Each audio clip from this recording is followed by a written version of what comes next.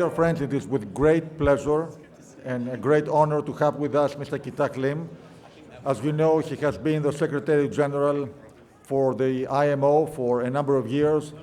He has led the industry through a very difficult and transformational period, and we are really, truly honored to have him with us today to share his insight on the state of the industry and specifically on geopolitics and decarbonization. Thank you.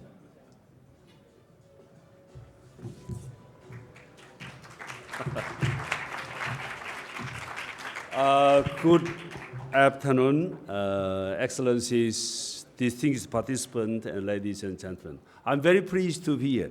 It's not planned, occasion. So it is inadvertently. I met Nicholas at the Singapore Maritime Week, and then I invited to give a few words. Since I left the IMO end of 2023, I enjoyed a lot, hard times and tough times, particularly talking about the environment issues. However, once I left London, it is actually a privilege for me to enjoy more free time. With that free time, I could have more opportunity to listen to other speakers, particularly private sectors. So it is a very important time for me to understand more about the private companies and the private sectors about certain key issues, including climate change issues. I would like to take this opportunity to express my deep appreciation to industry. Particularly in my time in 2023, there was unanimous support from member state and industry to adopt 2023 midterm decarbonization strategy. So I believe which could give some better certainty, not only member state to industry as well. So there was a very unique achievement, which was a unanimous supported adoption of a strategy within UN system after the Paris Agreement was adopted. While I'm attending the Singapore Maritime Week, many people talking about the immediate issues, which is definitely decarbonization. Based on the 2023 strategy, this year is a critical time for IMO member state industry to adopt a midterm measure by the end of this year. But there are some challenges. Many people talk about challenges, not only about technological area, but also world international geopolitical aspect as well. What I'm talking about. However, based on my observation so far, since I left London, I think there will be another successful story based on collaboration and cooperation of member state industry as well. There was the element how the IMO member state together with industry overcome difficulties until IMO adopted 2020 strategy.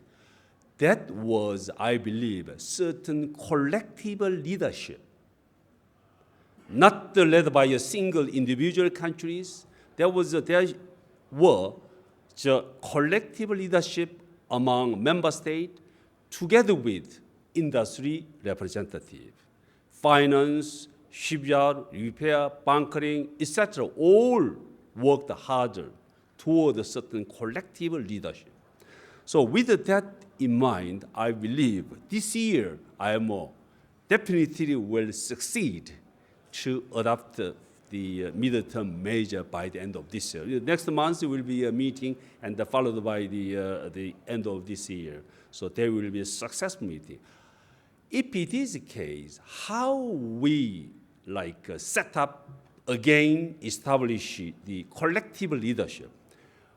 I believe, based on my observation and experience, that they should be based on trust and the commitment.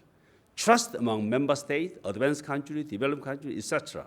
The trust building should come together with the commitment of member state and industry, as you did before for the initial strategy adopted in 2018, and then the midterm strategy adopted in 2023. There was trust building and the commitment. And then, those one led to collective leadership. With that, I really optimistic with those elements, together with the excellent leadership of the IMO membership and industry, and the current IMO Secretariat, led by the IMO Secretary General. My successor, the Alciano Dominguez, so I believe there will be a successful outcome in the end. Today I heard from ITF. ITF also declared to support, all these kind of things, the decarbonization and the market-based measure, economic measure as well. So very positive. So everybody on board. There is definitely some challenges. However, I believe in all the players together, we have to break through all difficulties, challenges, as expected by the end of this year. So with that, I'm very pleased to be here to give a few words to this distinguished audience. But I'm looking forward to your contribution to the successful outcome by the end of this year.